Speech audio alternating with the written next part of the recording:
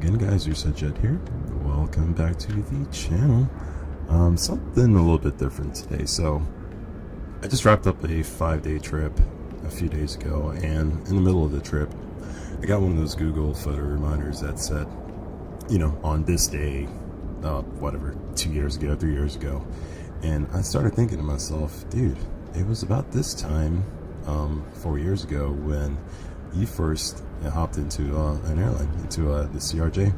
And sure enough, I was looking at my my logbook, and it was back in 2022, August of 2022, on the 8th, when I actually took my very first flight as a paid airline pilot at the regional at VSA, and it was happened to be from Philly to Portland. Now, I was a DC based pilot, so I actually had to commute up to Philly first. I had to dead it up to Philly before I actually started the trip to Portland. But that was a whole trip and a whole story in and of itself that we'll get into here at the cruise at some point. But all that to say, yeah, we'll head up to Portland this morning. This is Portland, Maine, not Portland, Oregon, obviously. So it's only going to be just a 54-minute flight. I think we're just going to be at 27,000 feet. So weather-wise, I think I haven't even really looked, but I don't think it's a whole lot going on here in the Northeast today. I could be wrong. Not really seeing a whole lot here. And according to the weather here in Portland as well, what do we got? It's beautiful. Winds out of the east as well too, which is actually what it was that day. Now, I did not actually fly that first leg. The line training captain actually took that first leg, so I actually flew the first leg, or the second leg, which was Portland to Philly, and then we carried on to Cleveland once we got back to Philly. But just have time for the one leg today. I figured that'd be good enough. It's been a while since I've hopped in the CRJ as well too, so it'd be kind of nice to see if I can figure this all out. Now, I did pull up the sim yesterday just to make sure everything was working properly. So, and I did happen to actually find my old checklist as well too. So we'll muddy our way through and see if we can get this airplane from A to B in one piece here. So if I recall, let's do the overhead here, and it's not a whole lot to do. The battery's already turned on here. We're on the ground power. Our gens are all on the automatic position. I want to say this fire test works properly here. Let's find out. So we push this in, and I don't see a fire test okay here in the iCast. So that's alright. Hydraulic SOVs, I think these just all stay closed or open, whatever position this is. I guess closed. Our lights we just need the navigation lights on right now. It's fine. Fuel pumps are all off. Let's see, APU is off. We don't need that right now. Ignition, that's all set. Our hydraulic panels are set. It's all, so everything's on auto except for the 3 alpha. We can leave that off. Cabin press. Let's figure out what is our fuel elevation here in Portland.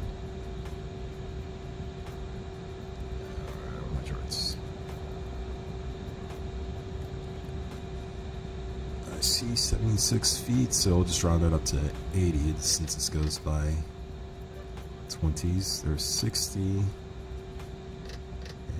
just went up. Yep, there's 80. Let's see, the recirc fan can be turned on. The aft cargo air can go on to I think this is just air, can't recall. Then our probes, I think these are on low for now. Actually, I think that's off. I'll just keep them to turn them low. I think we turned them to low after. I'm sorry, I'm thinking of the probes here. The probes are off right now. We'll turn them on once we actually get the engine started. That's what I'm thinking of here. So seatbelt times can come on. Landing lights, I think everything else is fine up there. So let's come up to the MCP. Since I'll be taking this leg, we'll hit the transfer button here. So at the flight director, we get the arrow. Let's put the cursor on so you guys can see what I'm talking about here. Game capture, cursor. So the little arrow that's pointing towards the FO side. I think that's all we need for now on the... Actually, let's take a look at the runway heading, because I want to say we're actually going eastbound in Philly today, which is a little bit odd. 8 is, yep, they're using 9 left and runway 8. So 9 left is 087 on the heading here.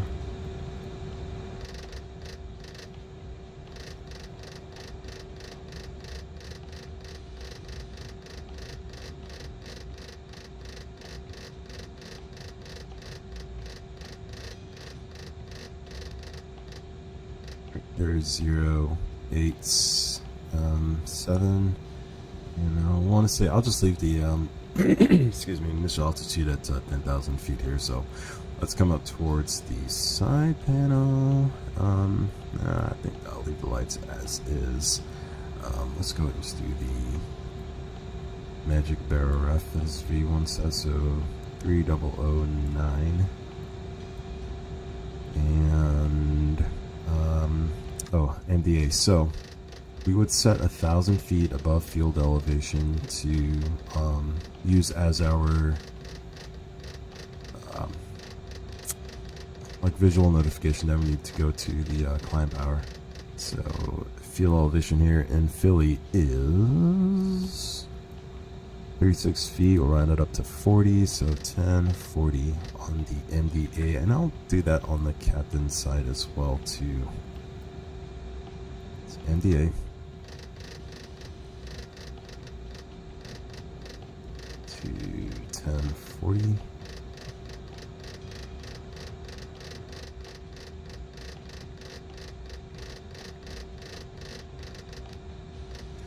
Alrighty, we'll come back to my side here, and I want to say that is it so far. Let's go ahead and take a look at the pedestal here, and I think everything else is pretty much set so far.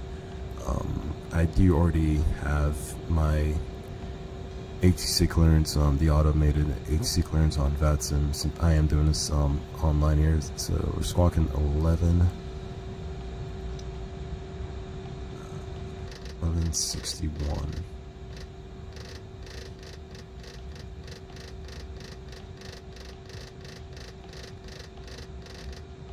Alright, so that's all set. Let's go ahead and hop in the box here and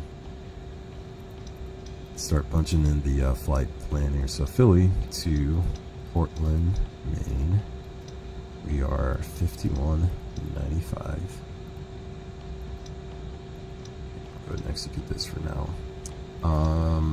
Philly to departure, since that's all they ever have.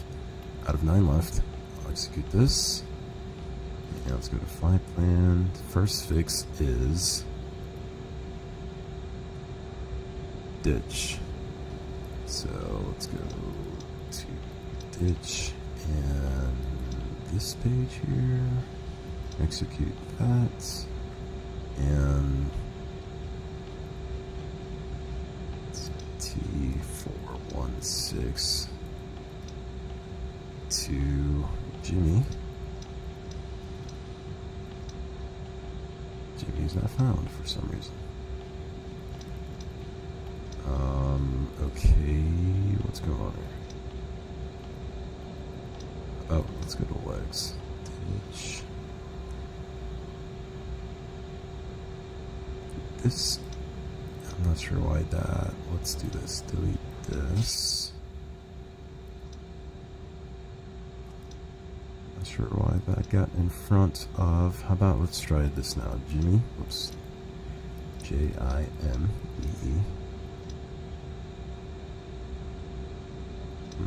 I mean, it worked, but for whatever reason, I don't know why there's a blank right there. Tell you what, let's go to the legs page. So Jimmy, after Jimmy, it's direct to wavy.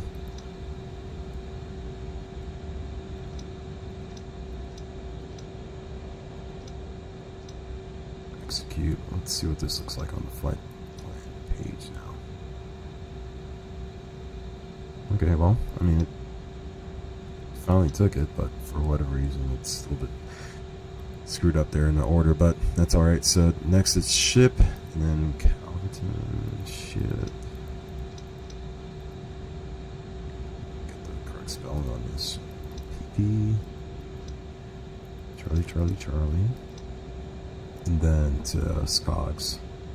SCOGS 4, so arrive page, depart, arrive, SCOGS. Oh, I guess the departure's changed now, but SCOGS 3, that's fine, Calverton. And we're going to be landing on runway 11.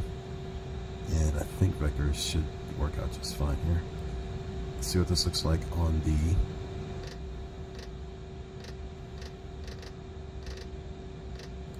flight plan page. So I'm going to execute this, and let's run through our fixes here. So ditch, Jimmy, wavy, ship. We've got a discount here. We'll close that off. Make sure that's right. Ship, yeah, direct to Calverton. So I'll execute that. Calverton to Fosty, Bill G. Sean, CK. So that looks like we are good to go in the box here. For discount, I'm just going to go ahead and get this. There. Should work out just fine. So, awesome. Let's go back to our regular page here. And performance-wise, I've got GSX up here, and I'm not 100% sure how well this is going to work. But let's see. So GSX, we are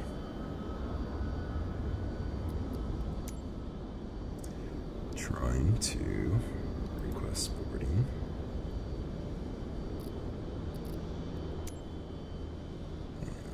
I'm not sure where it's got its information from, because some brief is okay. Reloading some brief.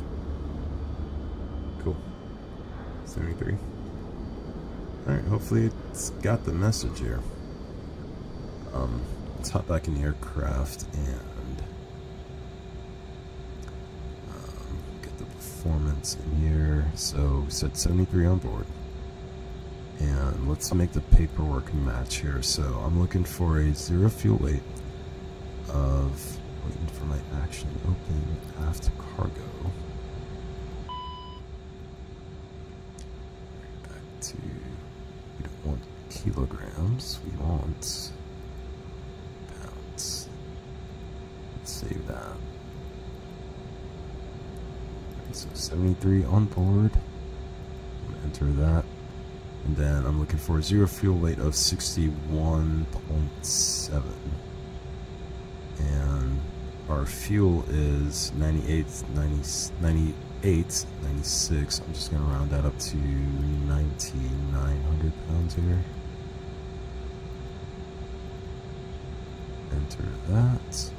So that gives a 0 fuel weight of 63,764. And we're looking for a ramp weight of 71.6, so we'll have to get rid of some weight here. So takeoff is, let's see what happens if we just go directly to clear this out. And oh, looks like we're going to be a little bit heavier, so that's fine. I'm just going to take the bags out and we'll leave the 73 passengers on board. We'll set the payload in sim, and let's go to our perf page. Perfing it, and fuel on board is 9,900 pounds. Going to a cruise altitude of 27,000 feet. Sorry, 27,000 feet. Execute that. Passengers 73. I'll execute that in 0 cargo. It says 72,154. And what does this say? 72,152. So pretty darn close. We'll go with those numbers there. For the winds, the cruise wind, we'll just do the average here of 240 knots at 43, 240, 43. We'll do that for the climb, cruise, and the descent as well. And last but not least, taxi fuel is going to be 345 pounds and reserves of 2352. Seems like a lot, but I don't really honestly remember how much we use for reserves often. But this taxi fuel must be pretty accurate though, because that was what I had saved from my sim brief profiles there. So I think that's pretty much it. The last thing I remember we need to do, two more things actually. So since I'm pilot flying, I think I do VNav here, and then the rest of these options are just my whatever I want to do here. But the captain would have to use on their side, and I think the last thing we need to do here is go to the radio. And since we are on VATSIM airport, I'm going to use 18.5 for the tower. And this is like the one thing I miss about the CRJ. Just being able to dial in your frequencies here. 18.5, and we'll put 22.8 on standby.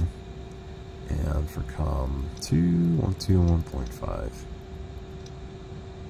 And last but not least, we'll actually go here to the page 2. This is what ATC actually sees as our like ID. So JIA 51. 95 there. I think does it for the setup here. Speed, let's set 200 knots.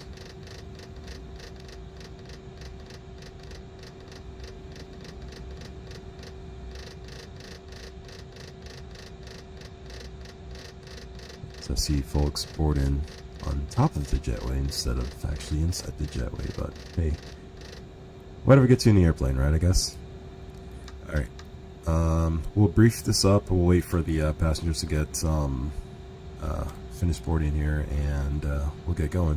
So let's turn on the APU really quickly while we wait. All right, open. Okie doke. So brief. Weather-wise here in Philly right now, we've got information Zulu according to the real ATC anyway.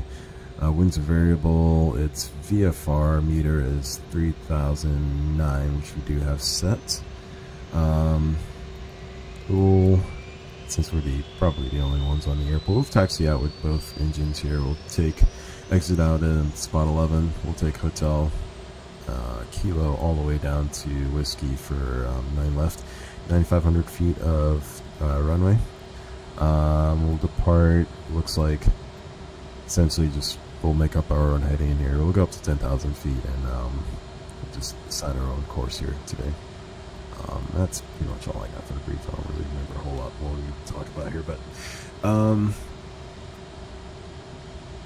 final thing with it here is that let's go through the acceptance checklist, and I'll just have to sit and wait till we're done boarding. So acceptance checklist, AML brief, so that's a logbook that would have been completed. Forms and manuals verified that's all checked. Exterior inspection has been completed. Gear and our ADG pins, we make sure that's all stowed back there. Crew O2 quantity, verify we've got 1850 psi on board. Check this, and we do have 40 psi on board now. Electrical power panel has been checked. Let's take the APU or the GPU off here, so we're running just on the APU. A fuel panel is set. APU or bleed air is bleed air panel is set. APU is on. Hydraulic panel is set. Air conditioning panel is checked. Windshield switches are says low. This is off. Anyway, it's off. Emergency lights are on, clocks are set, display standby instruments are checked, thrust lever quadrant has been checked, RTUs, TCAS, and ACPs have all been checked, and lower pedestal is checked. So that's it for the acceptance checklist here. Alright, so while we're still boarding here, let's talk about what happened here in the real life. So, as I said, this was my very first flight as an airline pilot. Now, I came in from DC, and then I again flew this leg from Philly to Portland, and then Portland back to Philly, and then we went on to Cleveland. Well, leaving DCA, we're flying Republic, and sure enough, the flight got delayed because they overfueled the aircraft. It was one of the 170s or 175 aircraft, and sure enough, it got overfilled. And since it was such a short flight and it was completely full, they actually had to defuel us. So we're defueling, and I forget how long it took, but either way, we left delayed. So we take off, and I get to Philly, and if you guys know me, like, I sweat a lot, and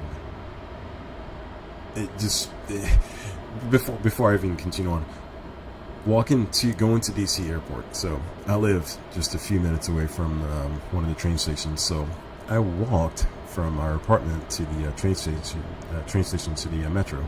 Well, it was in the high 80s, high 70s, low 80s, and sure enough, like an idiot, I'm walking to the airport.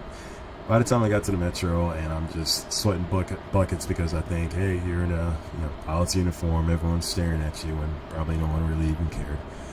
I got to TSA, and the TSA agency's like, man, it's hot outside. I'm like, okay, well, if you're asking about that, that's really not a good sign, because that means I must be drenched right now. So I got past her, went inside the terminal. I actually went and changed shirts because I was sweating so much. And anyway, got in the airplane, and it got delayed, so I'm just sweating buckets. But anyway, all that to say, by the time I get to the gate, I'm like prickly because I'm so hot and like so bothered because of I'm holding the flight up. They're waiting for me to get there. But anyway, so I get to the airplane. The training captain, the line training captain, he's like, oh, okay, it's your very first trip. Cool, no problem. So have you done a walk around? I'm like, no, I literally just got here. He's like, oh, okay, well, tell you what, I'll go do the walk around, since that's something you actually have to get signed off on before you can actually go do the walk around by yourself. So he's like, I'm gonna go to take care of the walk around. You just kind of get yourself all settled up here. I'll take the first leg. You can fly us back from Portland, and we'll go from there. So once I got settled in the airplane, I was finally like, okay, it's just like the sim. You're fine. I was like at home. I started, cooling, quote unquote, cooling off then. But just prior to actually getting to the airplane, I was just so hot and bothered, just because it's the first time in your uniform, and you're supposed to be professional. And sure enough, I'm getting there late. All the passengers hadn't boarded as well too. Everyone was just standing in the terminal, so they're all just looking at me as I'm like walking towards the aircraft. But anyway, just fun times. All right, I think we're just about. I think I saw there were. I don't think this actually fills up here, but nope, still got 10 more passengers to go. But I tell you what, let's go ahead and start disconnecting the ground equipment here. That's connected, so we'll remove that. Oh, and we do have to get these numbers in here. So, flaps 8 should be just fine. Let's go ahead and set these speeds. Now, if you guys have not done this before, and you just use the set all, the way in which you actually do this is this knob down here. You've got a target speed, and then your references here. Now, since I'm going to be on the right seat, I'm actually going to do it from the right hand seat here. Our V1 is going to be 138, 130, VR is going to be 139, V2 149, and then our target speed, the VT, is going to be 196. So 138, 39, and 49. Let's see if I can remember those. So we'll go to ref, and we're just going to have to tune these in there manually. You don't have to, but this is how you can do it manually. 138, we'll hit this little square button here that says select. It goes up to VR, and it essentially just cycles through V1 through V2, I think. 39 V2 was 49, I think I said. 149.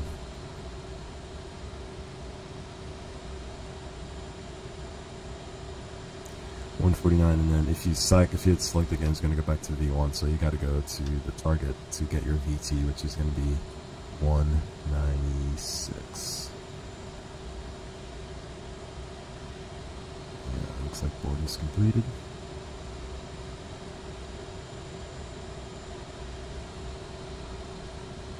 Perfect. Alrighty. Oh, do I have to set that on the captain's seat? No, I don't. Sweet. Perfect. I didn't think that would work.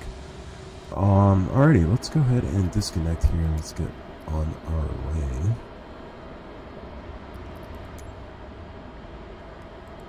And we are prepared for pushback and departure.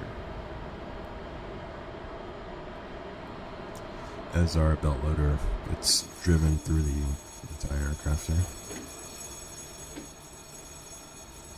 Sweet. Let's go ahead and close the back up. Let's get rid of our chocks as well. Stairs up.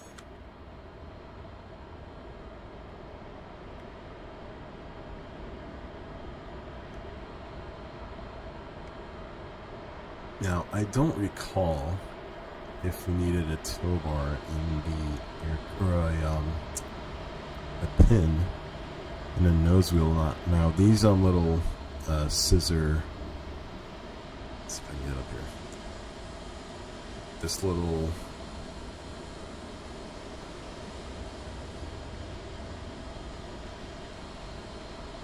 I can't zoom in, but you would disconnect this little V like bolt here to make sure that you wouldn't damage the nose gear when you're towing the aircraft. But I don't recall if we actually needed a pin in there. But I digress. Oh, I gotta put the chocks in for him to close the door.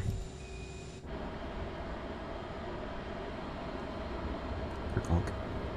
Secure, all passengers are Alright.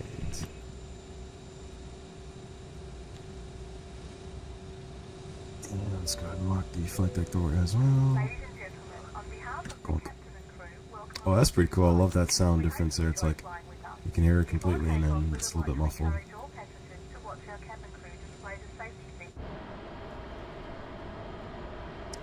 What you got?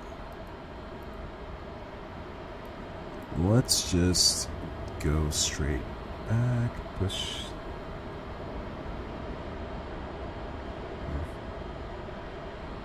Yeah, I'm just gonna go straight back. It's kind of the normal thing we did. Parking brake released, and forgot to do our before start checklist here. So, AML required docs verified. That's all checked on board. Crew 2 and mass verified that. It's checked, and we still got 1840 psi on board. Parking brakes off now. Fuel quantity. Paperwork says we need 9896. We've got 9850 on board. Altimeter is 3009. That's cross checked or set and checked rather. Departure briefing's completed. Transponder flight ID. So that's going to come on to standby or to number 2 here since I am flying. Ooh, 4-star checklist. Oh, sweet. Okay. Below the line, nose wheel steering switch, verify that's off. Parking brakes off, and then CAS is checked as well too. So 4-star checklist is complete. Captain is supposed to turn hydraulic pumps on and beacon on.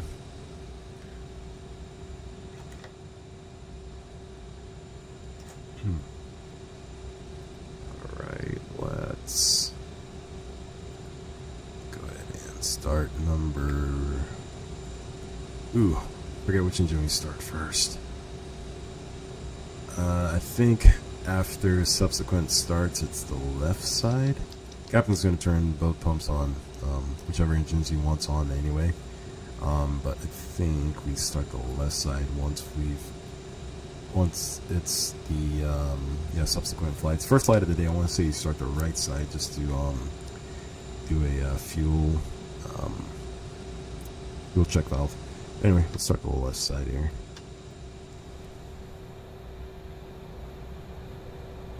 And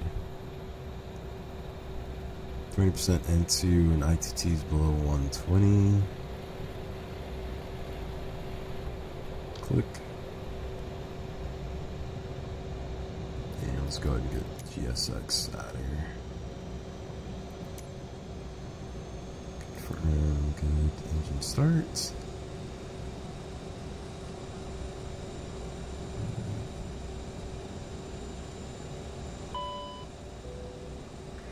Ladies and gentlemen, please pay attention as we display the safety features and procedures of the aircraft in case of an emergency. During an emergency, please remain in your seats with your seatbelts fastened and your seats in the Alrighty, it upright looks like a good position. start to me. Let's go ahead and start the right side. Masks will drop from the ceiling and should be placed over your head. If there is smoke in the cabin during the evacuation of the aircraft, the walkway emergency lights will display to the exits, which are located here and here. In case of an extreme emergency landing, you'll be instructed to get into the brace position, which is executed by placing your hands Oh, no. on your knees with your hands over your head. I think I double clicked it. Remind you that you should turn off all electronic devices. We thank you for paying attention during this Let's brief try that again. presentation.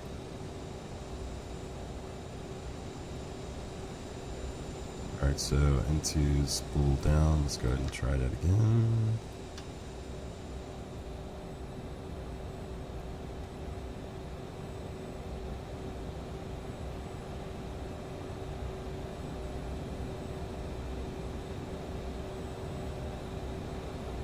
Great.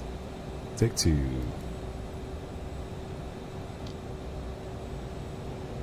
Alright.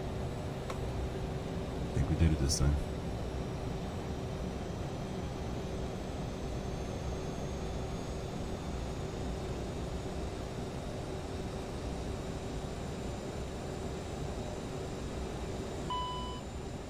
Alrighty. That looks like a good start as well. So probes can come on now.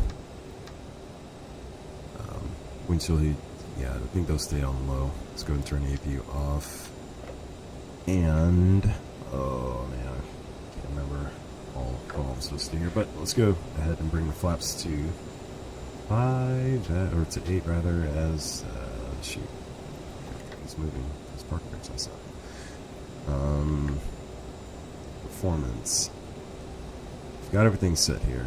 Trim is 7.4.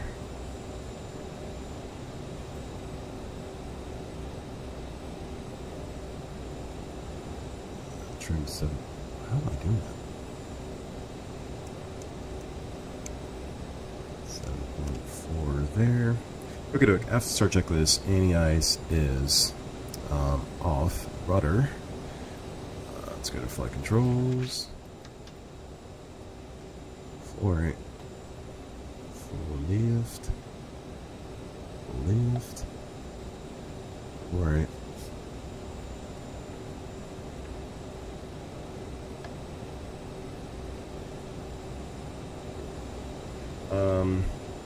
Nozzle steering switch can now be armed. And thrust reversers are already armed. Let's go back to the status page here. And cast verified checked. That's all checked. Good to go. Alright, taxi checklist. Slots, flaps, verify 8 degrees is required and indicating. Takeoff data. That is all set and then trimmed. We've got 7.4. Our greening center 7.4. Alright, taxi checklist is complete. Turn our taxi lights on. Worst taxi lights on in any aircraft I've ever been in, because it's literally those wing lights and you cannot see you can't see crap. Alright, let's go ahead and get the hell out of here. We are at 13. I don't know if anyone's there, but we'll call anyway.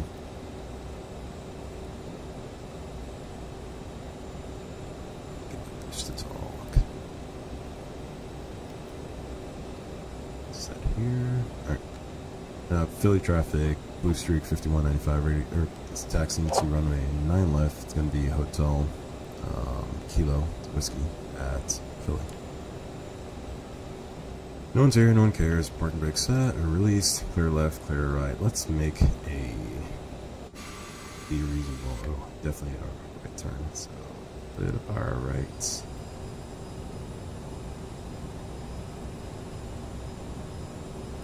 So my recollection of this trip,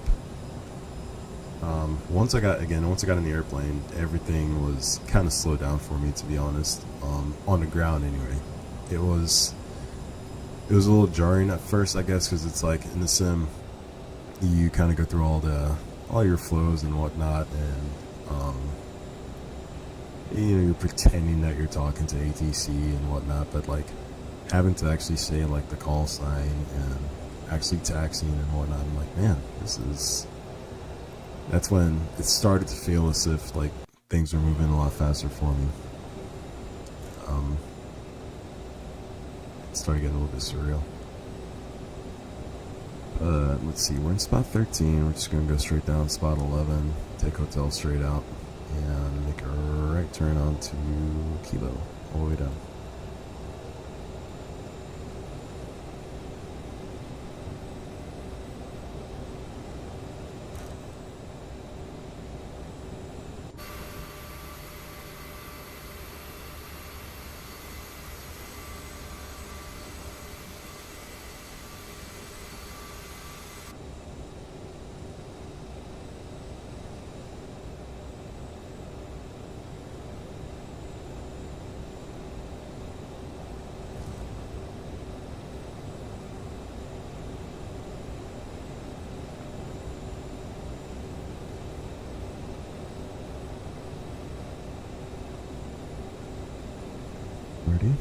Kilo is going to be our first and only right turn.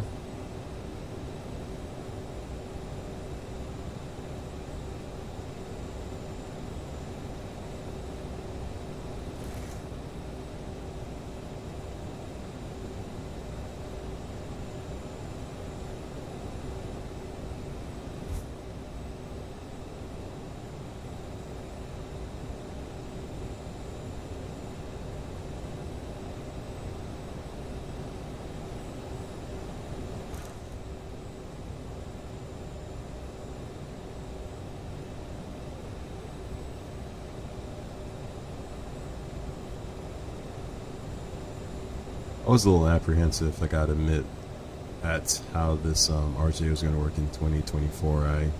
Again, like I said, apart from just getting on the sim yesterday night just to make sure that the seniors are fine and the liveries actually worked and whatnot, I did not do a flight on it at all. I just got my views all set.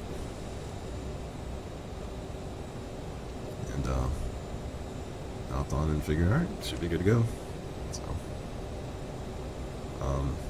I am very happy about how this aircraft seems to be taxiing right now, because there's barely any power in here. I mean, add a little bit to get us rolling, but essentially taxi on idle here. And I never really taxied the aircraft in the real world. Like I would go straight at times if the captain needed me to, while they did something, had their attention taken away from taxiing, or when I was turning off of the runway. That was my only experience taxiing the aircraft, but it's rolling really well right now, just on idle power, which is pretty cool. Let's see an Embraer out there. I'm curious if that's my if it's traffic or if this is actually someone who is sitting with us right now. Let's take a look. Live traffic and ATC. Oh, looks like we've got Boston Center right now. Oh, I guess technically I'm not in airspace, so once we get airborne around ditch, I'll get in touch with them. Oh, that might actually be. Let's see. Nope.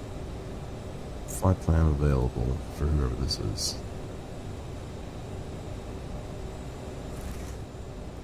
sure what kind of aircraft they're in either. Does it's nowhere to see.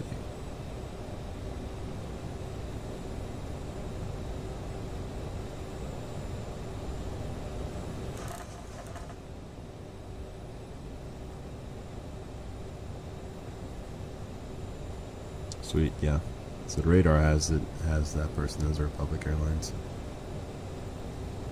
Let's see what frequencies are. It's on 24.0.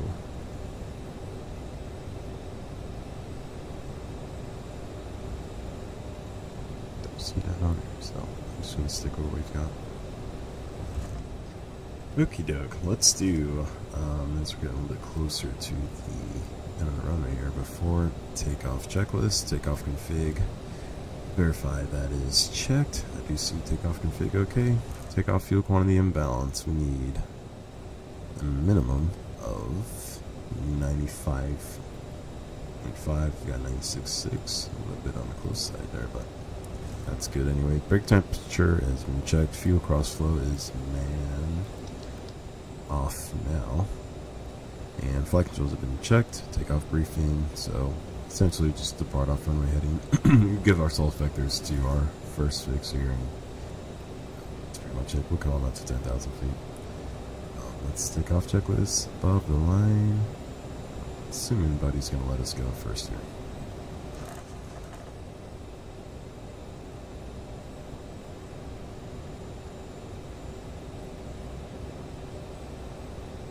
I'll just make my intentions known. Appreciate it, Republic. Philly traffic, blue streak, 5195 is going to be departing runway 9 left here at Whiskey at Philly. Alright, let's do the before takeoff checklist below the line. Ignition, any ice. The captain has advised that we are now cleared for takeoff. Oh, cool. Ignition, any ice, that's not required. Cast, verified, checked. We'll box those items here and do that. Do I do that again? Here we go. That's boxed, and runway heading, we'll verify that here in just a second once we get onto the runway. Thanks, buddy. Alright. Let's go and turn our lights on here. Can barely see what part of those lights. That's logo. I'll just put that wing on. Alright, now at some point here, once we get onto the runway, we're actually going to want to hit the toga switches. One, this is going to give us our TOTO on the FMA, and at the same time it's going to update our position here on the map here. So we need to stop and get our clock going here. We'll get going. I think the chronos, actually I want to use the ET.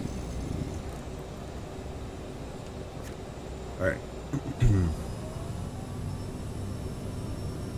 Click. Click. TOTO. Here we go.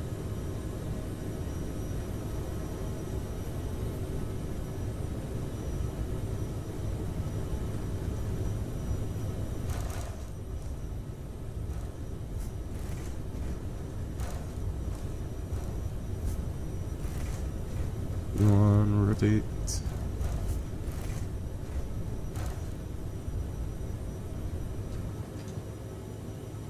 Pause rate. Gear up.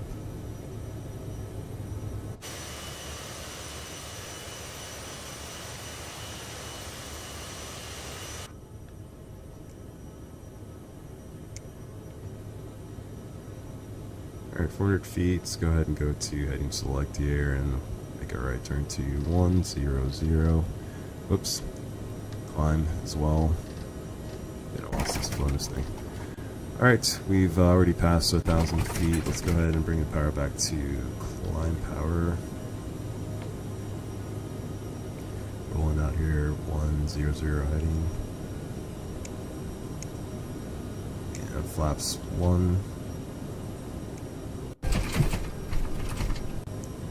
go ahead and buck the speed up to 250 knots. Flaps up after takeoff checklist. If I can get wits about me.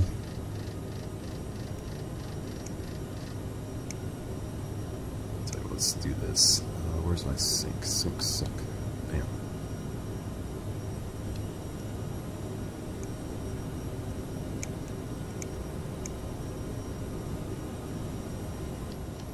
That off. Thrust. Cursors are selected, and after takeoff checklist, probably have to turn autopilot on here. Get a little busy. Autopilot is not coming on. Where's my autopilot not coming on?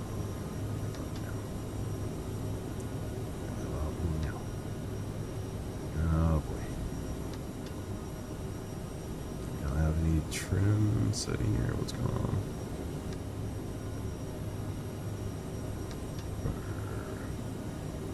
Or yaw damper rather. Whatever. Autopilot? Autopilot. Autopilot. There we go. I think there's just a mapping issue on my my joystick here, or TCA. But anyway, after the start checklist, so gear flap sets up, fuel cross flow is back to auto, bleeder, APU panel that's set, never touched it. Thrust is on the climb detent now. Thrust reversers are off. Cast, excuse me, has been checked. Let's continue our climb up here to flight level 230.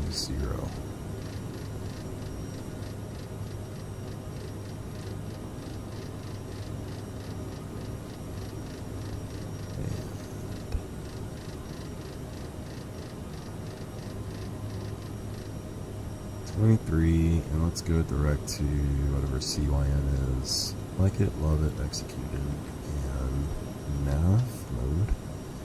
FNS2 is on my side. Let's go and continue speeding up here to 200, and let's do 290. Above 10,000, let's turn the lights off. And everything else can stay on here.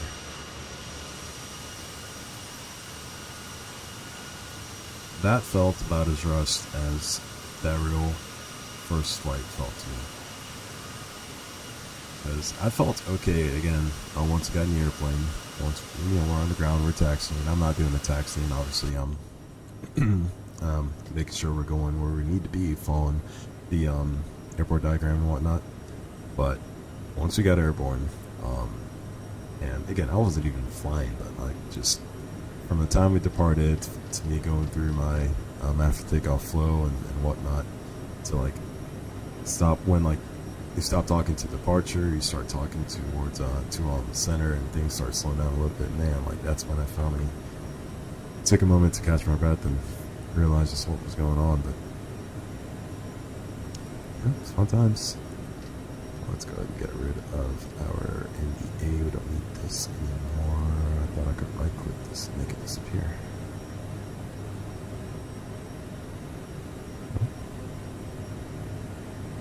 Those away. But you can do that.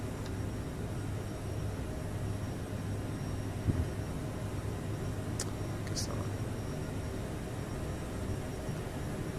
Anyway, let's get Boston Center up here on 1347.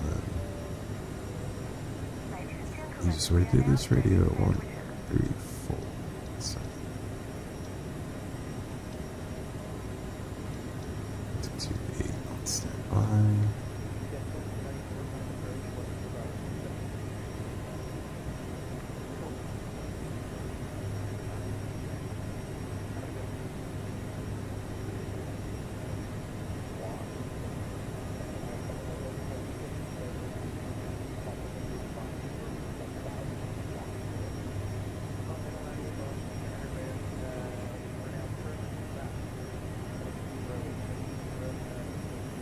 Awfully cloudy out here today.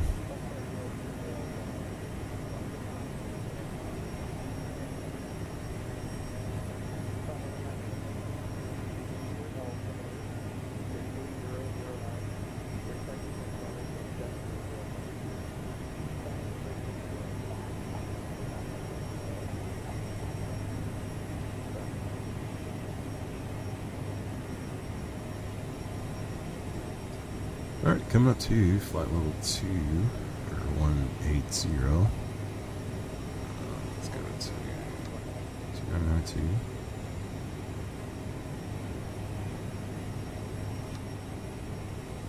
Once, twice, and device.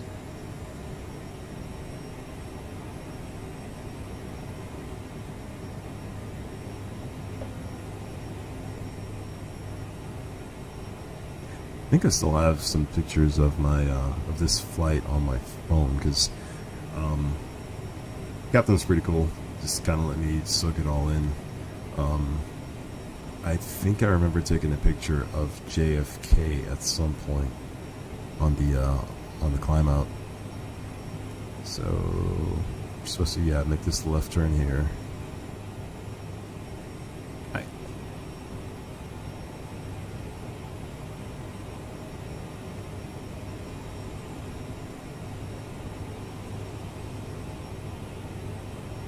Boston doesn't say anything here, but let me go ahead and contact them.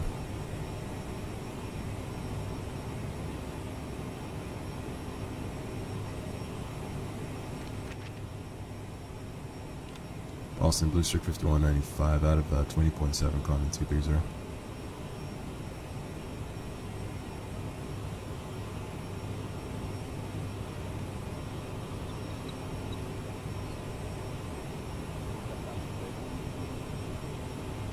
Nice.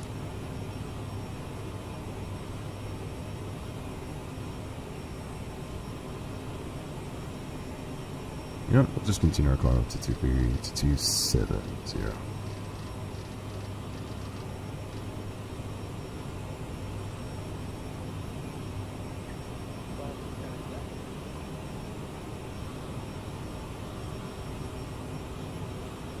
Boston Center, Blue Stick 5195 out of 22, climbing 270.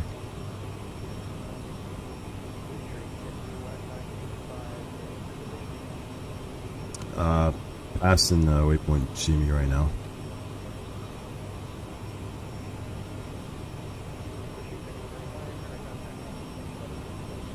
Climb maintain flight level 270, Blue Streak 5195.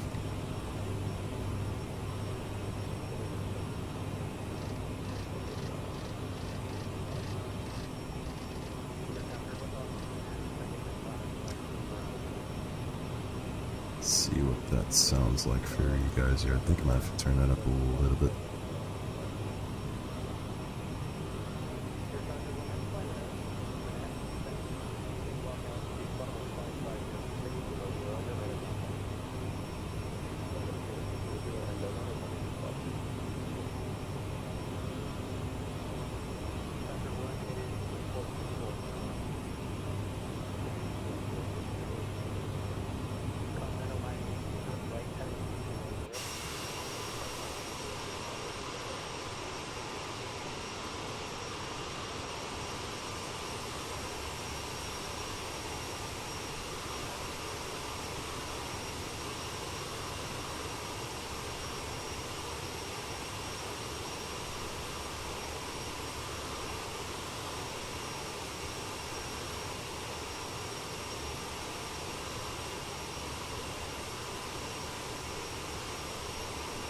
I'm not entirely sure why. It sounds like a lot of my sound really tuned down here.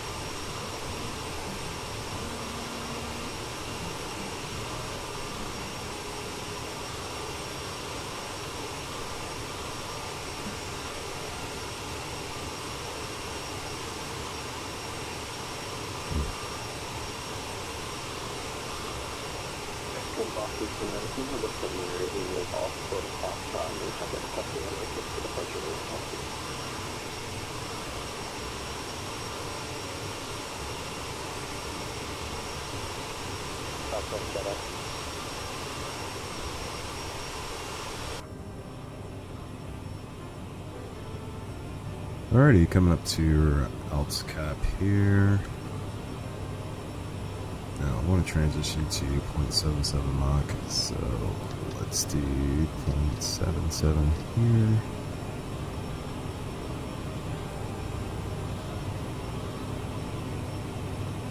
Tour Concord 1, contact New York radio on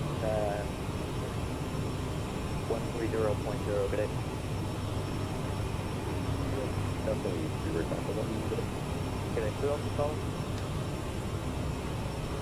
This is the Golf Short of Foxtrot, you have to better protect your question on my script. Haven Golf Taxi, runway 6 your discretion, advise ready for departure. Ready, 106, our discretion, advise ready for departure, Haven Golf. Right, there's 0.77, let's go ahead and start. Working on this power here. Creep it back. Let's say somewhere in the high 80s. Maybe mid 80s. Okay, 9 meters to, what's the weather looking like in Schenectady?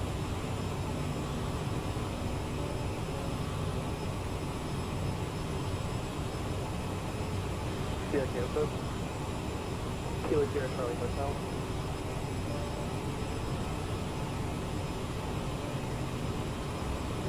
It's not too bad.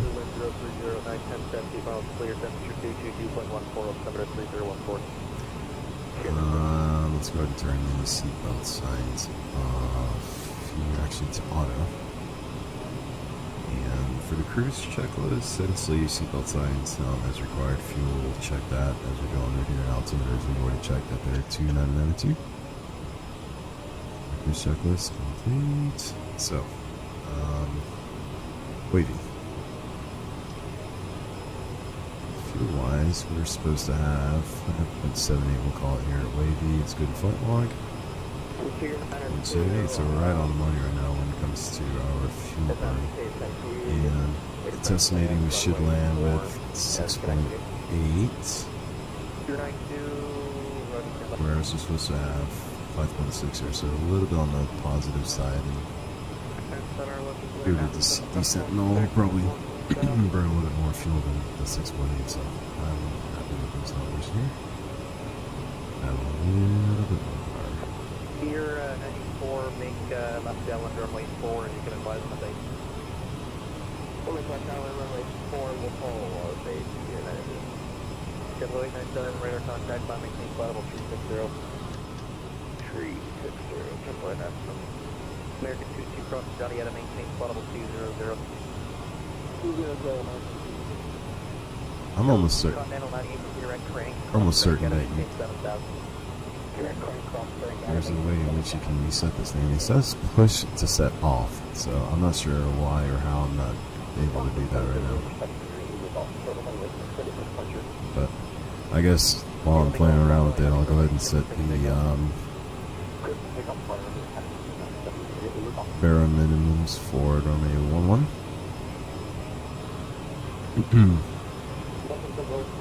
276, we'll run that up to 280.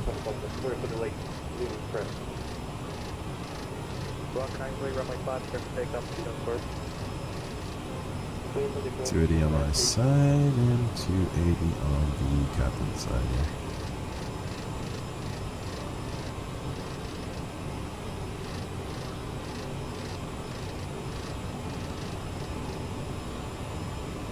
I need to add just a smidge more power here. Try to maintain that 0.77 Mach.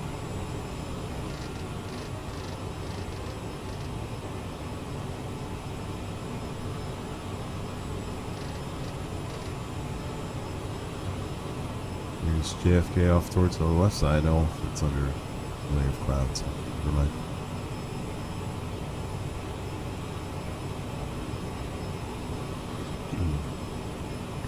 while you're thinking about weather and landing and whatnot, let's see what the weather is supposed to be here. I thought it was supposed to be. It's broken. Nothing out of the ordinary. It's half. And it's supposed to be nice today, so just a cloudy day, I guess. And this member something raising with all officers that this passes 27 feet. Cabling all radar contact, clear aircraft Tony, climb anything flight over 430. Direct 1.0, leave it off.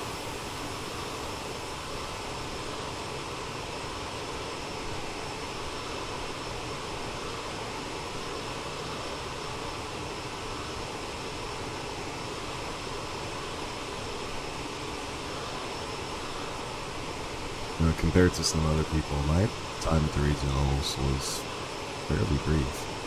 I think it could only stay there just a few years compared to what it used to be like. Guys and gals were there for years before they could move on to the majors. Really can't complain. Considering it was my first 121 flying job, I really had little to complain about. You don't know what you don't know going into the airline business, but there were a lot of captains who were hired off the street, so they weren't like FOs that moved their way to the left seat from when they first initially got hired. They got hired straight to the left seat, and generally they had experience from other airlines, and they had a lot to say about the PSA, but I really had a whole lot to complain about. Is it a perfect company? No, but no airline is, so thoroughly enjoyed my time there.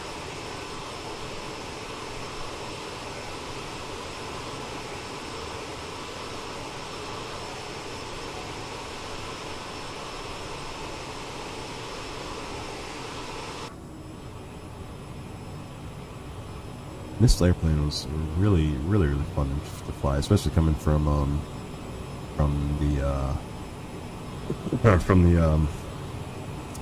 like prop world, flying GA aircraft. It's really hands-on. A lot of our aircraft did have the VNAV. I actually thought I had it had the option selected here, but since I haven't selected here, I'm not going. Actually, you know what? I take it back. I think pretty much all of our 900s had the VNAV option here, so I will actually figure out where it is. Couple VNAV available. But even the ones that didn't have VNAV, I mean, it's really hands-on airplane because I'll sort of demonstrate the way in which I would use VNAV, but still make it like hands-on, where it wasn't completely like automated on the descent. Because if you use VNAV, and just have it start your descent at the top of descent, like it can be a little bit abrupt. But my thing was always, if I can make commuters, whether it's a flight attendant or pilots, not notice when we were climbing or descending, and it's a smooth enough transition. So that was sort of my goalpost when it came to using VNAV. Just try and make the transitions as smooth as I could, but whether or not they notice is beyond me. Just something for me to shoot for while I was flying.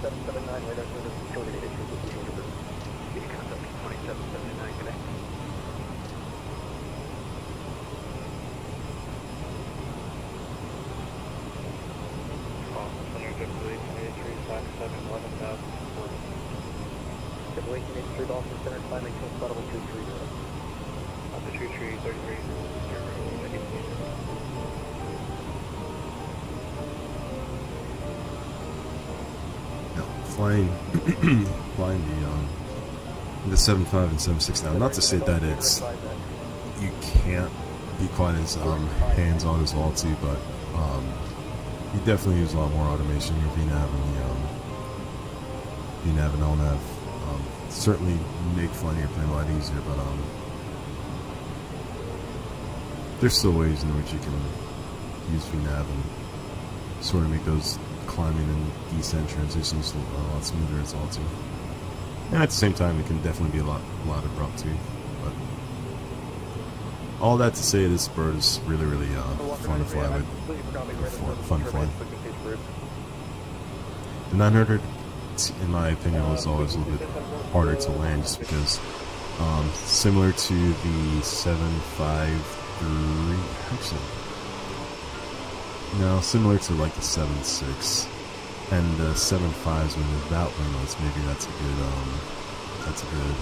analogy as well too. The 7.5s without winglets and the 7.6s land like the CRJ900s do, where you essentially have to like fly to the runway. If I recall, the 900, you needed to have just a little bit of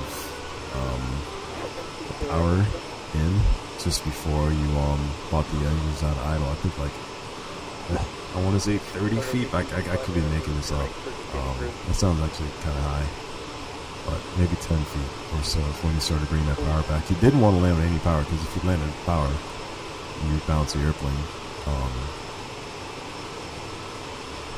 But the 700, the CRJ 700 was definitely a lot more easier to land. That's more like the 7.5 200 with winglets, because it just glides through the ground effect, and if you're not careful, you can explode it. And that was the case with the CRJ 700. It's just really easy to land. But this beast right here lands more like the 7.6 and the 7.5 winglets.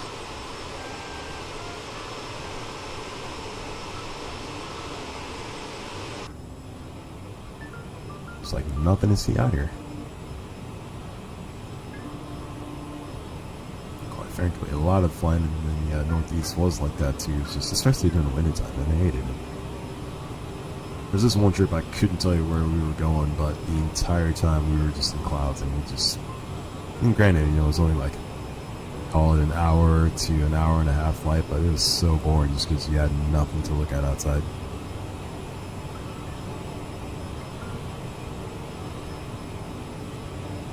Well, while I'm thinking about it, let's take a look at our arrival here. So these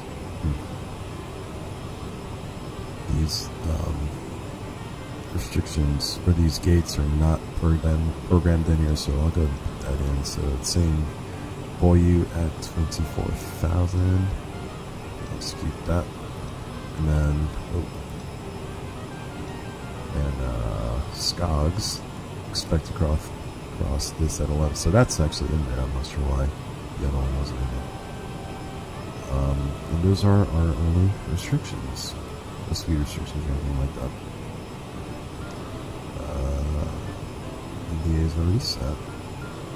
I don't think I have to do anything about the front course. I think this auto-tunes to the runway. I cannot recall. I think the 900's auto-tuned. It was the 700s which we had to be careful of and make sure that was tuned before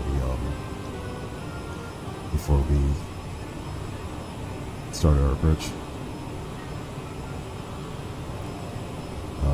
On top of these, it's just, what is this range here? 80 miles. So let's go ahead and talk about it. So weather-wise, in Portland, using runways 11 and 18. Information is X-ray. Winds are 0908, so essentially right down the pipe. This is VFR. Altimeter is 3011. We'll go ahead and set 3011 here on the standby altimeter.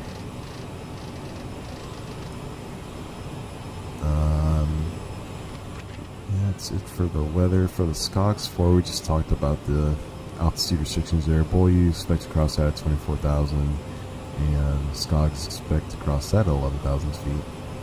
And that's it for the restrictions. You got Buck still actually at 2,300 feet there, I'm pretty sure.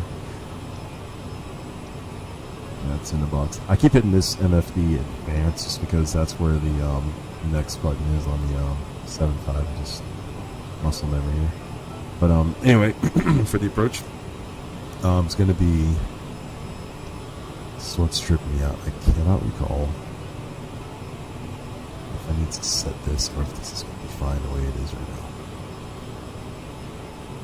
We'll see. But the localized frequency is 109.9, inbound course of 110.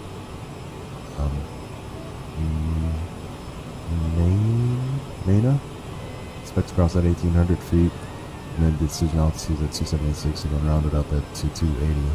The MSA from our approach, when he was going to be 3,100 feet and 1,900 feet towards the east. If we got to go miss, it's going to be up to 3,000 feet, probably a right turn. Try it again. Got Alpha 2, SPAP east, left side. Plan on can exit off at Charlie. Plan on rolling down to towards the end here. Alpha 5, Alpha across runway 18, and we're gonna go towards. We parked, if I recall, towards the west end. Let's see where we're at. Gates are here. We parked. We'll use gate 10 because it was at the very end. I remember we had. I don't know if this is newly built, but we had a jetway at our gate. I don't recall anything on the left side, so those other gates that could be very new. Yeah, that's pretty much it. So now the top of the descent is coming up here. What I'd like to do in this aircraft was I would actually start the descent by using vertical speed. I would arm the VNAV so that once we got the blue.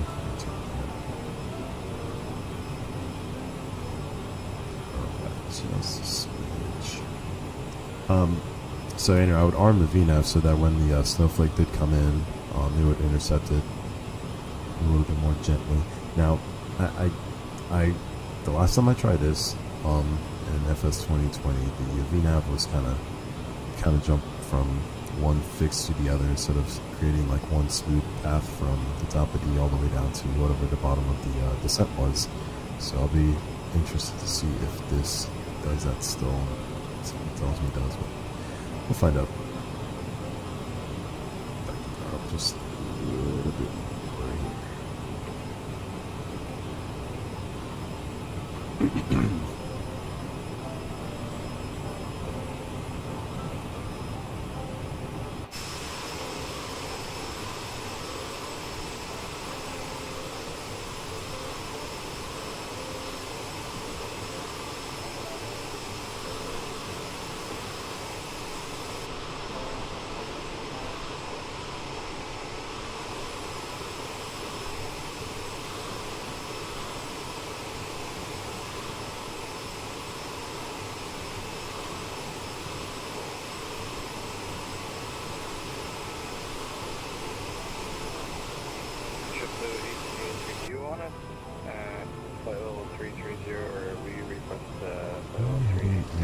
Oh, I forgot I could sync this. I miss this button so much. Dang, that's something I wish we had in the Boeing aircraft. Alright, let me see. Does the weather work on here? Radar is string. Radar is off. How about we come down here because it sounds like we need to go down here to weather. That's Captain side. My side. Nice! Look at that, it works! That's neat.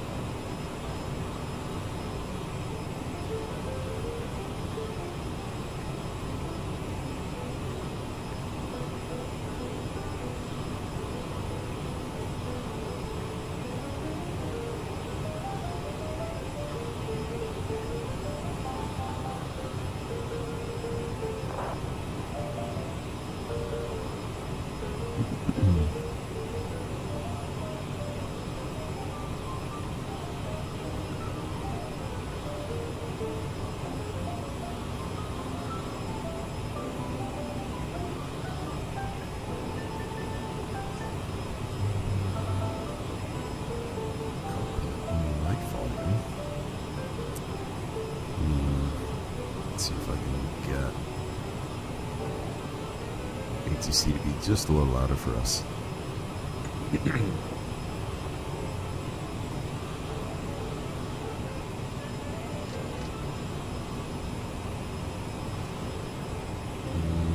Let's see. Center doesn't come back and tell us where Center doesn't come back and tell us we should start at the center, I'm gonna ask him. JetBlue 1515 Austin Center, climb maintain flight level 210. 210, officers direct there. Get a little closer.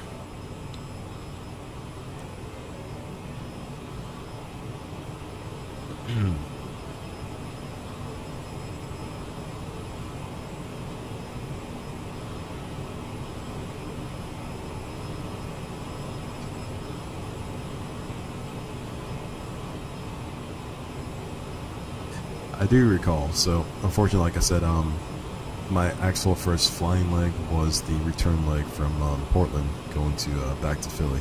Now, prior to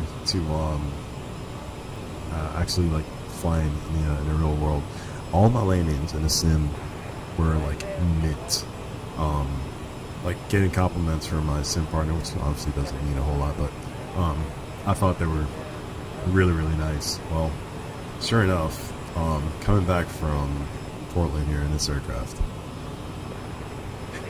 the one thing you don't get taught is your sight picture. Like that's just something you have to learn once you're in the aircraft. So sure enough, we're short final, getting down to 100 feet, 50 feet, and I start to round out and flare.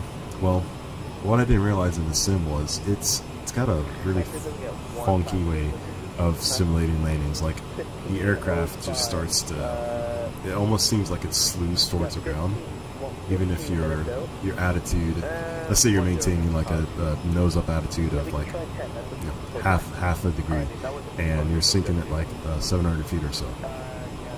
If you maintain that pitch and attitude and speed and everything in the sim, once you get down to like 30 feet, like the runway just starts coming up towards you. So you had to like flare a little bit early, and you would bring the power back at like 50 feet, I think, or something ridiculous.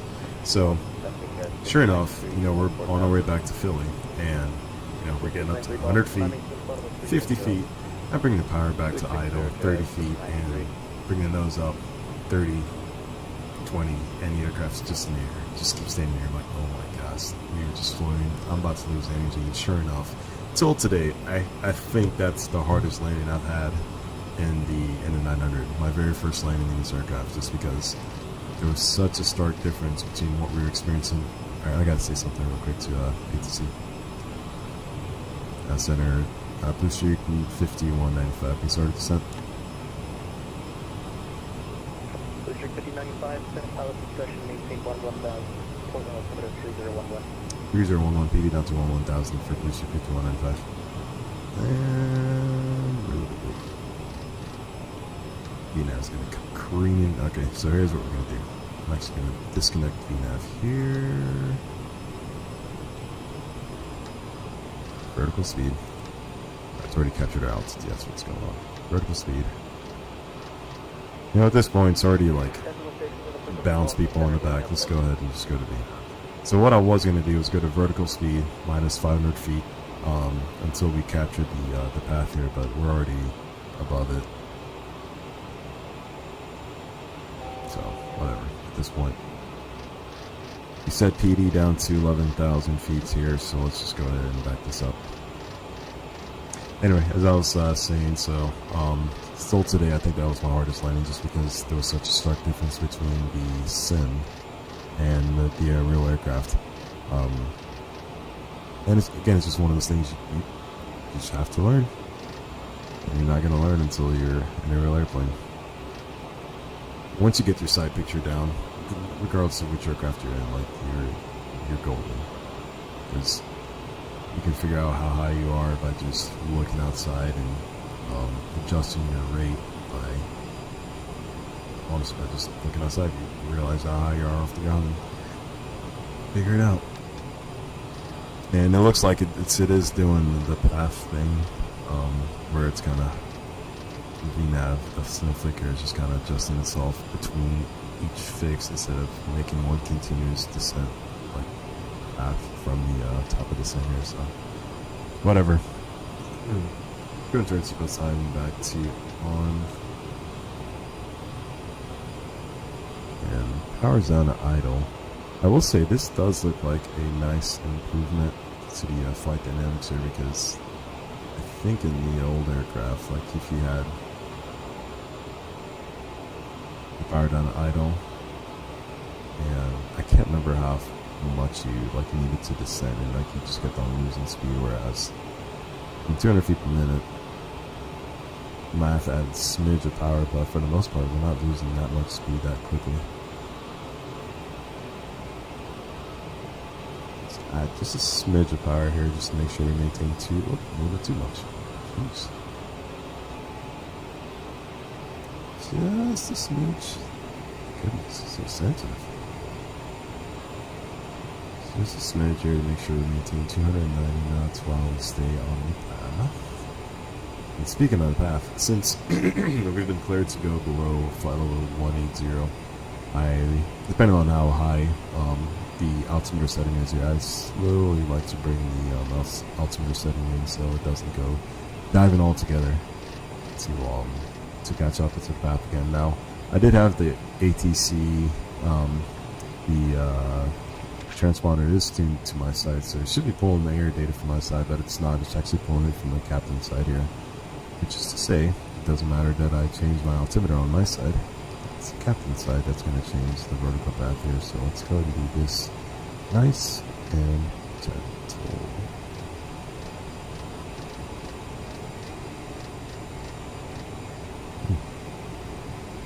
Maybe not. I mean, shit, that didn't make a difference. So.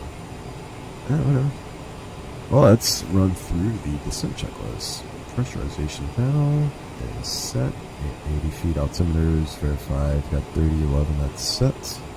Landing data. Ooh, forgot to do landing data. Prod page 5.7. Oh, look at that. We said we're supposed to land at 5.6, so I think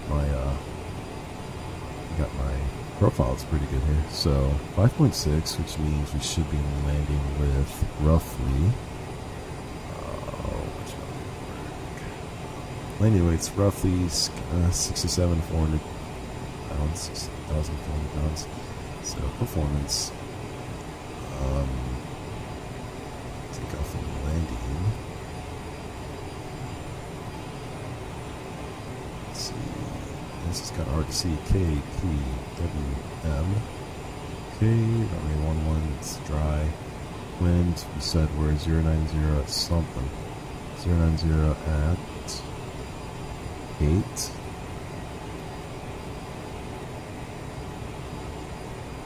Enter this in here? I guess I can't. Alright, whatever. Let's change this landing weight to 67.4. Okay. And distance. Now I'm curious if this gives us our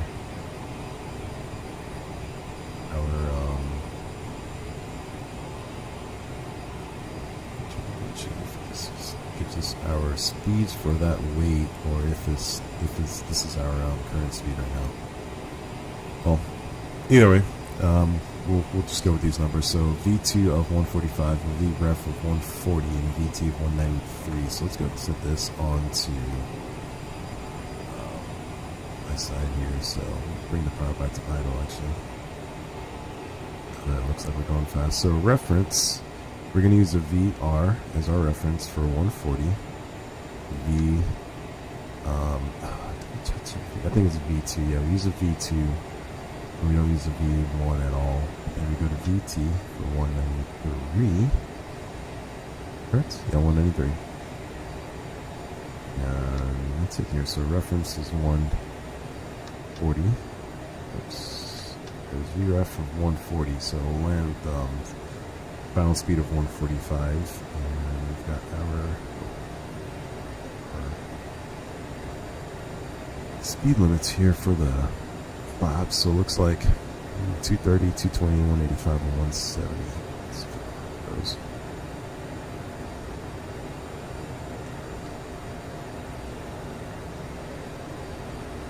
Add a smidge of power here.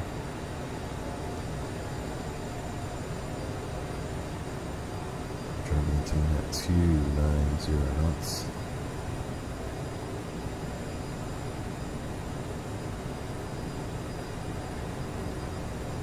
I think I already, yeah, we did the descent checklist above the line. We'll do the below underlined items below 10,000 feet once we get there.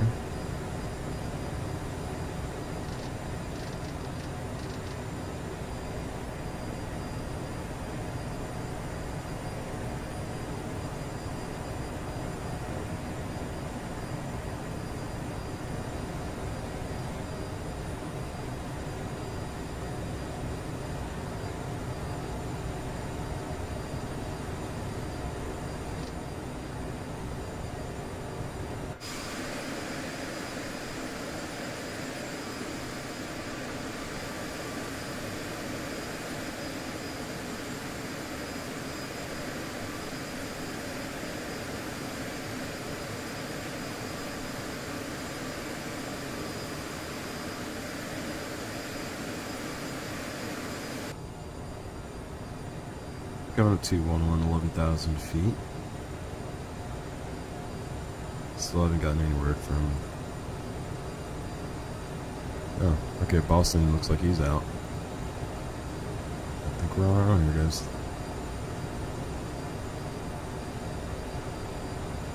Yeah, Boston's there. He's out. So let's go ahead and continue our descent. I see 9,000 feet here at Birdie. I didn't see that in the star though, so I don't know where that's coming from. Scogs. I don't know where this 9,000 feet limitation is coming from.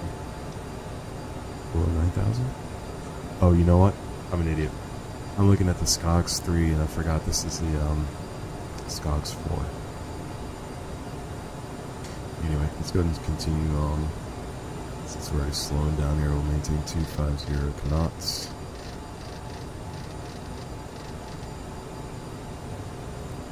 A little bit of power. Let's see, CTAF tower is going to be on 20.9.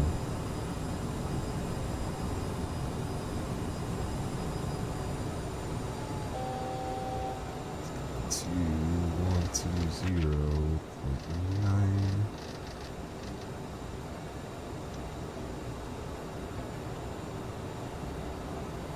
Alright, music's coming off here.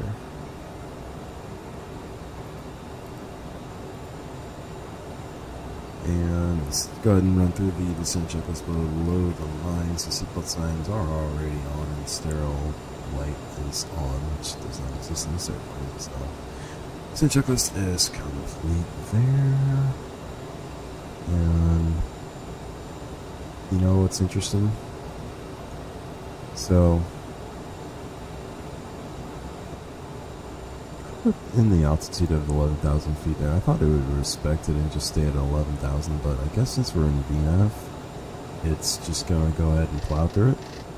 I don't know how accurate that is. I can't recall what the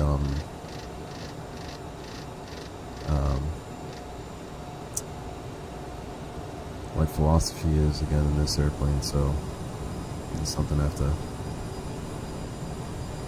ask SimCFI or CRJv2 pilot about it, because I do not remember. But that being said, I'm going to go ahead and set a bottom altitude of 3,000 feet here.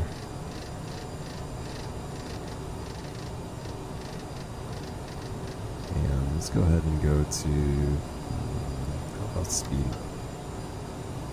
Gotta just disconnect me now first, so about vertical speed for now.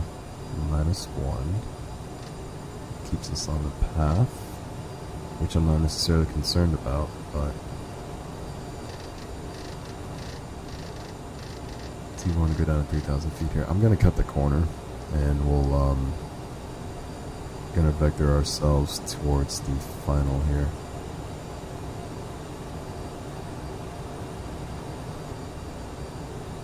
As a matter of fact, let's go ahead and chop the power down to idle.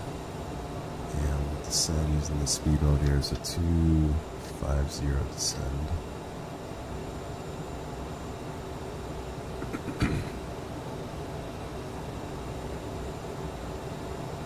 And forgot to turn the lights on.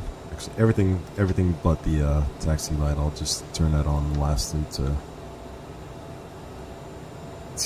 give myself a physical notification that like I've cleared myself for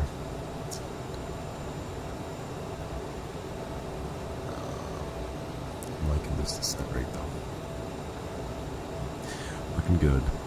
So we are going to, yeah, we'll cut this corner here. We'll kind of go, we'll turn northbound west of Buxtehude at 3,000 feet, and then we'll turn our way inbound into the final.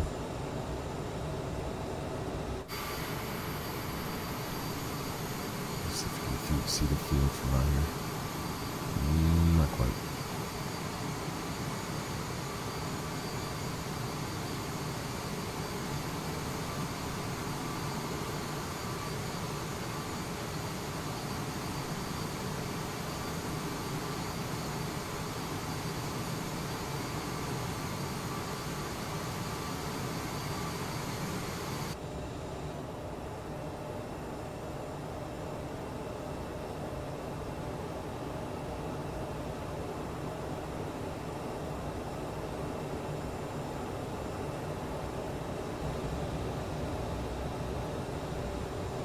So there's our blue line that tells us that the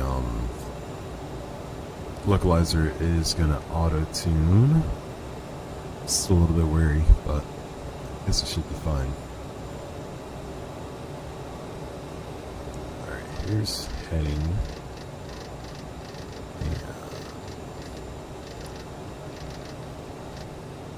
Let's turn right to 010. Go to heading select.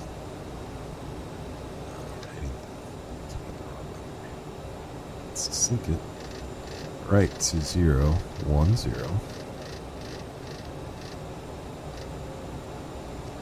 And then we'll go to Buxtehude, bring that up, and inbound course is 110. We'll extend the center line here and execute that.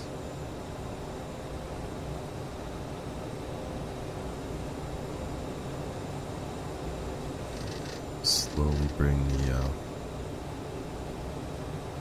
speed down here. So let's go to descend. We'll continue our descent here, but slow down to 210 knots for now.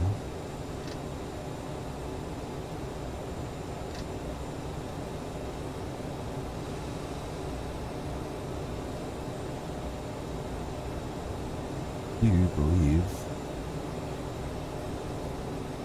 field right there. Don't quite have it in sight. Okie doke. I think that's 10 knots below flaps 1 speed. Yeah, let's go ahead and bring flaps to 1. Should just be our slats. Let's go ahead and bring the power up here. Maintain 210 for now.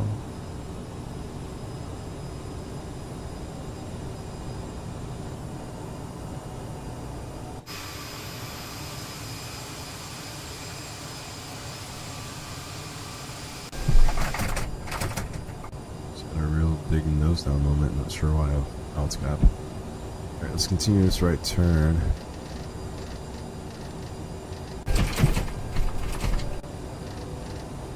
Ladies and gentlemen, we are about to land. Please remain seated until we have stopped.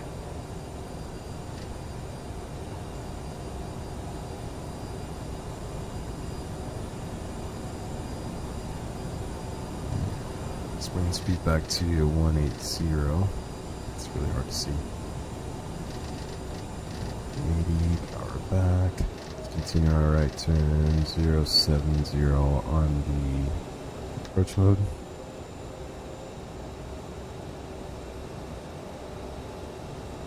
And let's go ahead and bring the flaps down to 8.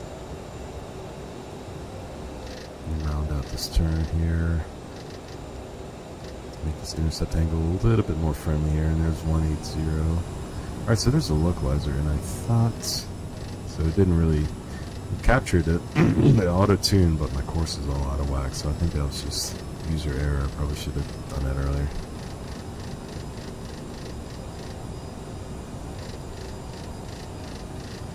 Inbound course of 0. Make that 100. Look is active. Glide slope is active as well too. Course is 100. On my side. I know the captain's side as well too here. Power back as we are speeding up.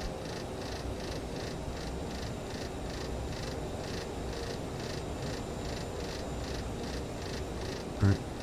Below 2,500 feet, radio altimeter. Yeah, I may have to forego the captain's course here. It's taking a while. Jeez. Scroll.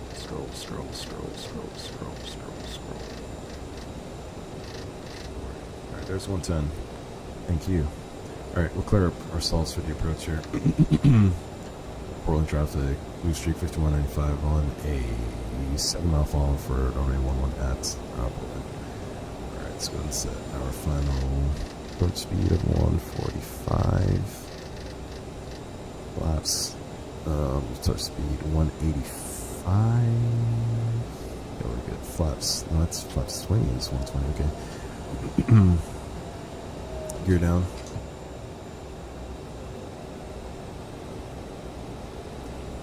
Let's go ahead and go straight down to flaps 45 here, landing checklist.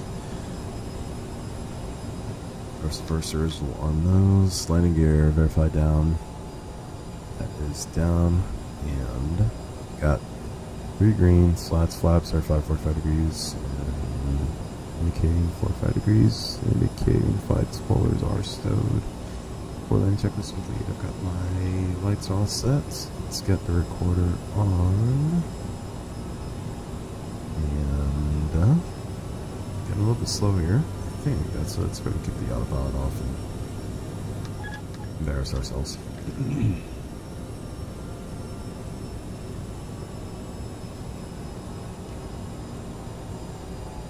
A little bit more on the descent right here. I apologize how small these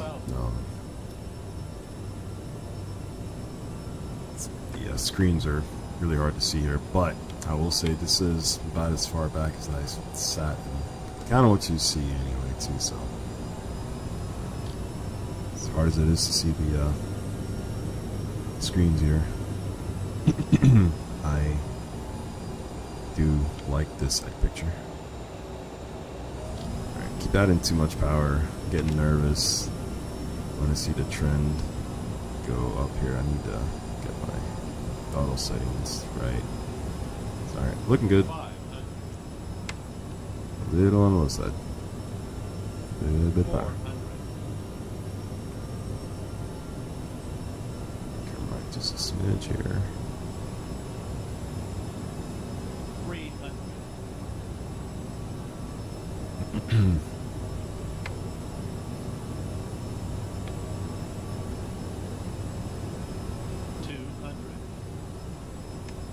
Minimums. Alrighty, landing.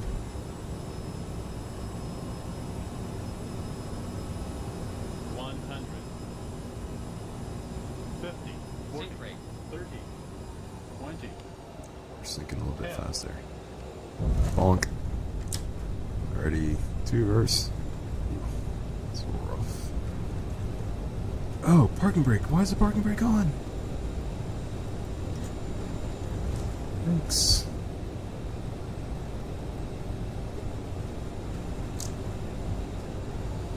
That was rough. I don't know why the parking brake was on.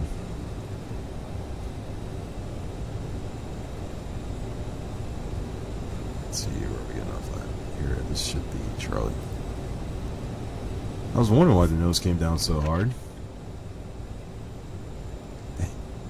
Alright, we'll go ahead and stop the recording right there. Let's get off the runway.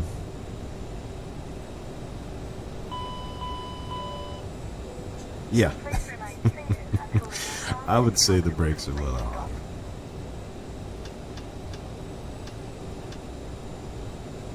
That's embarrassing. Alright, APU power fuel, waiting for APU door to open. There's open and start stop. Yeah. Brake overheat. I wonder why. Alright, flaps up after landing. Now there was a whole flow here, and I cannot recall what it was. I'm supposed to do here, but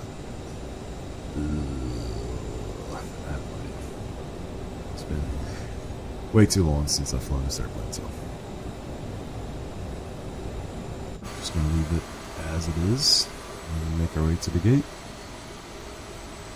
which again is right around the corner here.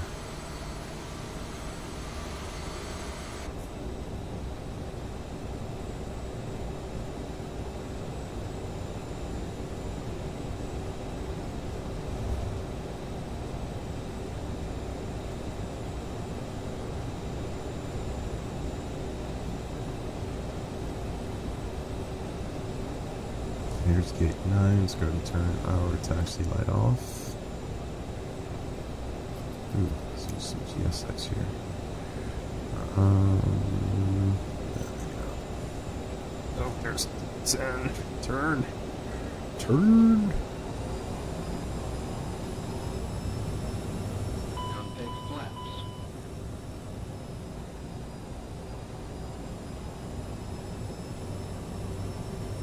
Config flaps. I know.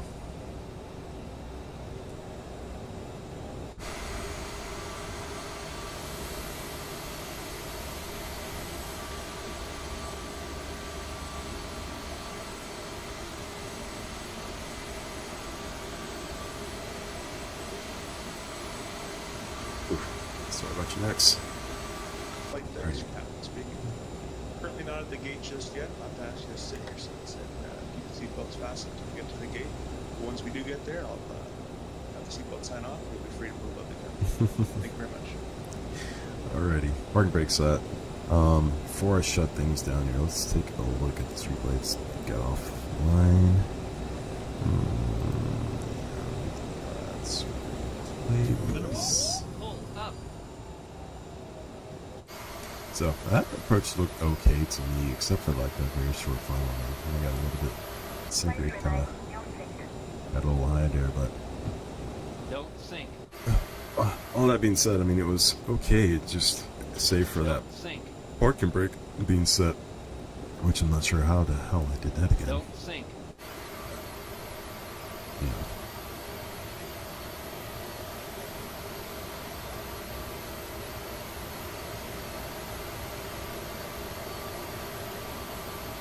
But definitely very reminiscent of that very first flight that I had. Now it was overcast, and again it was the captain's leg, so I got to just kind of observe and watch everything go down. But that turn from base to final definitely very reminiscent of Don't sink. that very first flight, because I couldn't find a runway, couldn't find the airport at first, and we were pretty low too to start off with, and then lo and behold, there's the airport and landed on 1-1. But fun times. Like I said, I really like this airplane.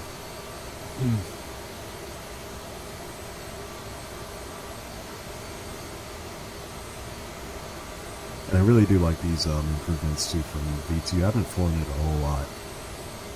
This might be probably the second time I did that video a long time ago, landing in Charlie West, and I think the last time I did a video of me on CRJ was when we were doing a tutorial on landing on runway 33 in a DCA. Speak. And then nose came landing down. But hey, not so shabby. Yeah. Of course we go green off the runway. I'm not sure what was going on there, but not too shabby. It's awesome. Just try to see what this looks like.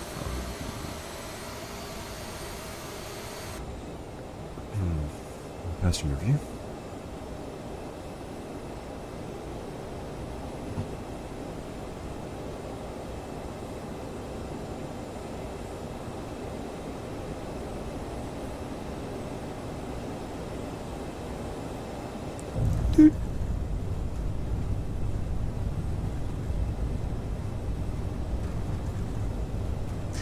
do like that wing shake. It's just kind of shaking like that on the rollout. Pretty neat. Yeah, I really like a lot of these updates. Might do some more CRJ flying. It's kind of the only plane I've played around with lately, I think, in flight sim anyway, just because I've been using X-Plane so much. But okay, I think I probably should stop the replay here because it looks like stop replay. You know what? I totally forgot. This isn't like explain where I quit the replay and like it takes me back to the gate. Alright, I guess we're going back to the gate again, guys. I gotta figure out a new recorder, I guess. I'm not sure what the big time streamers are using, because this is flight recorder. I have no idea what the more popular streamers use, but I have to figure out different recording here, because my brakes are like toasted now. 18, jeez Louise. I'm thinking we're just gonna park here at the closest gate and shut her down, because I don't know how much it simulates like the tires here. Like, we might not have any tires to make it to the gate here if I don't get there quickly. Flaps up. AP up and running? AP's up and running.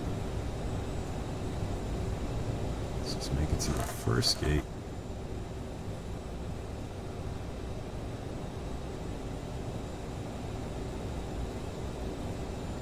And I'm gonna shut this thing down.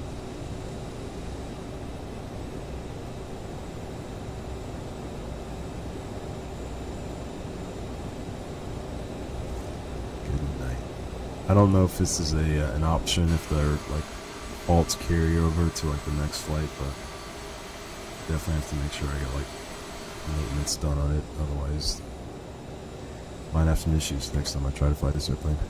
Alrighty, shut down. Let's go ahead and kill you.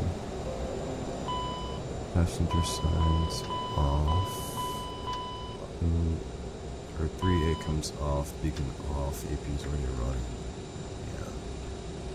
Box can't come off.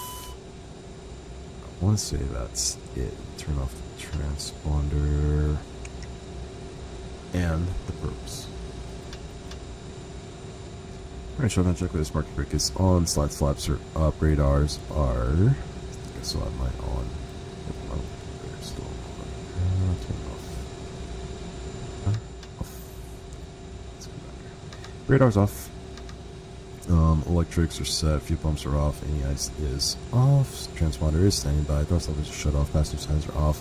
Hydraulic pump 3A is off. Lights are off. Nose wheel steering switch. That's right. Don't want to break any tow bars out there. Shotgun checklist is complete. Well, like I said, guys, this was a little bit different. I was feeling I wanted a little bit of to do something a little different, just because I saw that photo a few days ago. But yeah, this is fun. I am going to try and stream again next week. I don't have to fly until next Friday, I don't think. Next Friday or Saturday, so got a few days off. We'll try and do this again. I might hop back into X-Plane and do some more 7.5 flying, but this was fun. I've been wanting to do more flight sim stuff just because it looks a lot more better graphically than X-Plane, but we'll see. Yep, all that being said, guys, I appreciate you watching. Thanks for tuning in, and see you guys on the next one.